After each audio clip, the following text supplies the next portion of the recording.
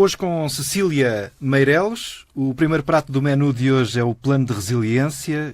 Continua a haver muitas dúvidas sobre o papel das empresas como entidades que podem ou não aplicar os dinheiros da chamada bazuca. O Governo responde que em algumas zonas, por exemplo, no caso da saúde, que tem uma fatia importante dos fundos, é mais necessário fazer investimento público. Cecília, como é que pode desatar-se este nó que é também apontado pelas autarquias, por exemplo? Vai ser difícil se partirmos do plano que o Governo apresentou, mas eu acho que, como ponto prévio, é preciso perceber, e eu tenho visto a discussão que há sobre isto, tenho-a visto com muito ceticismo, porque, em primeiro lugar, nós temos que perceber que este plano não é propriamente o Euromilhões. E eu vejo sistematicamente a ser discutido, sobretudo pelo Governo, mas não só, quase como quanto é que vai receber cada um. Bom, isto primeiro não é dinheiro dado, é dinheiro que nós vamos ter que pagar, que a Europa vai ter que pagar e para o qual provavelmente vai ter que cobrar impostos para pagar, e imaginar que vai haver impostos europeus que os outros europeus vão pagar, mas que nós vamos ficar isentos, é uma miragem. E em segundo lugar, eu gostava de, esta é uma oportunidade única, provavelmente nos próximos 20 anos, porque é de facto muito dinheiro e, portanto, convinha que ele fosse investido de forma reprodutiva. Ou seja, que isto não fosse dinheiro que é gasto enquanto está a ser gasto, mas que depois não induz crescimento, não induz oportunidades. E aqui é que eu acho que é desta maneira que eu acho que se deve colocar a questão entre o público e o privado. O grosso, grande parte do plano é para investir ora em obras públicas, ora na própria administração pública.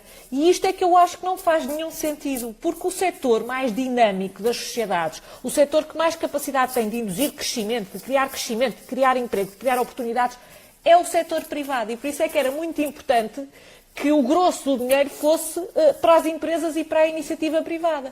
Sobretudo quando o Estado diz que vai gastar 2/3 do dinheiro em obras públicas e na administração pública, mas nem sequer, se perguntarmos assim, olha, e que reforma é que vai fazer na administração pública? Eu ainda não percebi.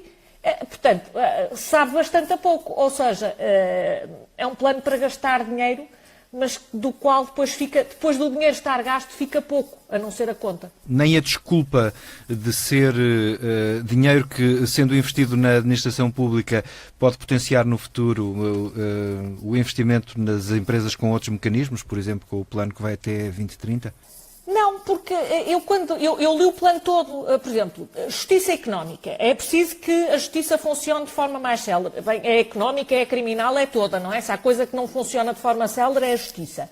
Mas depois eu leio o plano e imaginar que por estarmos a informatizar, porque até é mais informatizar do que digitalizar a justiça, que aliás já está vagamente avançada nessa matéria, que vamos resolver o problema e que a justiça vai ser mais rápida, é uma miragem. Se não mexer no processo, se não mexer em algumas normas processuais, continua a ter os mesmos problemas. É muito importante, o que eu vejo é, sempre que se fala nisto, na transição digital na administração pública, é passar a burocracia do Estado, deixa de ser em papel e passa a ser em aplicações no telemóvel. Isso não é uma reforma, isso é só uma mudança de formato que acontece na administração pública, que não acontece em todo lado. Enquanto nós não percebermos que o tipo de reformas que são precisas não se fazem com dinheiro, faz-se com decisões, vamos desperdiçar o dinheiro e perder a oportunidade. Deixe-me só continuar a ser aqui um bocadinho advogado do diabo e perguntar-lhe se as empresas de territórios... É isso que é preciso. As empresas de territórios deprimidos ou desertificados têm dimensão ou escala para criar projetos que estejam alinhados com os objetivos de um plano que tem, pelos vistos, uma escala maior. Acha que este argumento faz sentido?